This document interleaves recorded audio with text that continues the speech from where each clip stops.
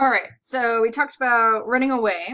There's also using religion as a form of resistance, and basically either maintaining their previous religion or their cultural religion, or using the Bible in a way that was not approved of. So reading the Bible for themselves, for example, was really seen as a dangerous thing to do. Slaveholders did not like that. Family manipulation. This one's one of my favorites. So a lot of, well, not a lot of, but some enslaved people worked inside the home and they were very familiar with the slaveholder and the family and all that. So using those relationships and kind of sneakily turning people against each other. So for example, like I have an Aunt Joan and she's a dramatic person, right? And growing up, she would like call me on the phone and be like, oh, what are you doing? Like, oh, I'm going to the movies. I'm going to see this, blah, blah, blah. Oh, okay, cool. Maybe I'll go with you. Okay, whatever.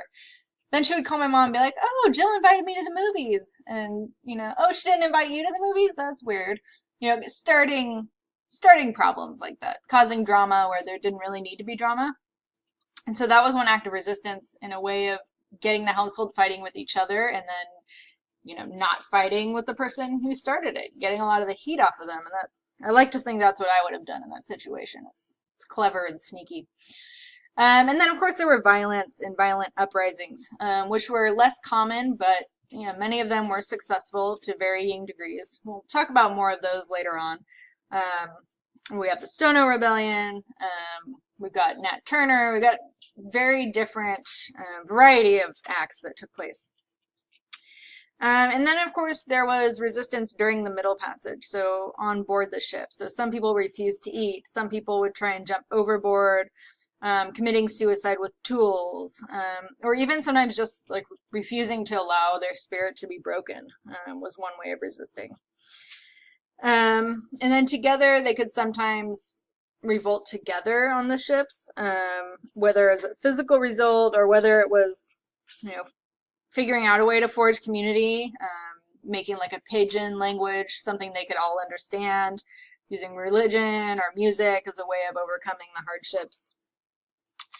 Okay, so that's the end of that. I'm just going to leave it on this slide because I do want to talk about pirates briefly. In that article that you read, pirates are these... Hang on, I have a dog eating something bad. One second. All right, so I stopped the dogs from eating my phone charger.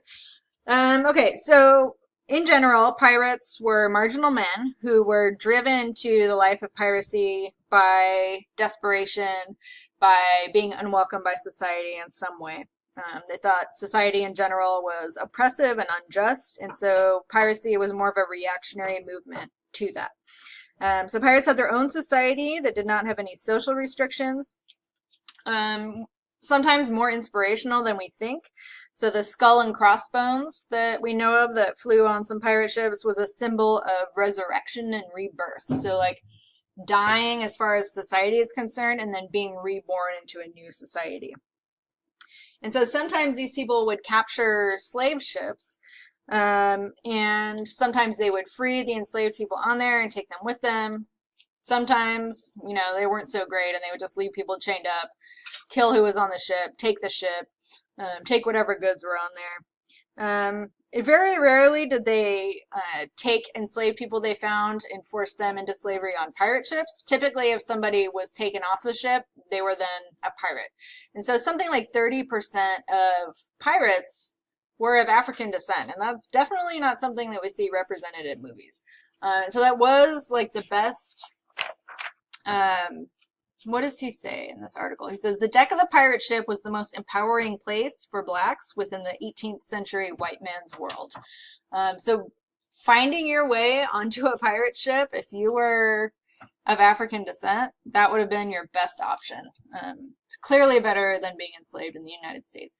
So I hope you enjoyed that article. A little taste of something different, like a different opportunity, instead of always just talking about, Africans as being enslaved in the United States. There were a few other options, right? Okay, so enjoy the rest of this week, and I'll catch you next time. Bye.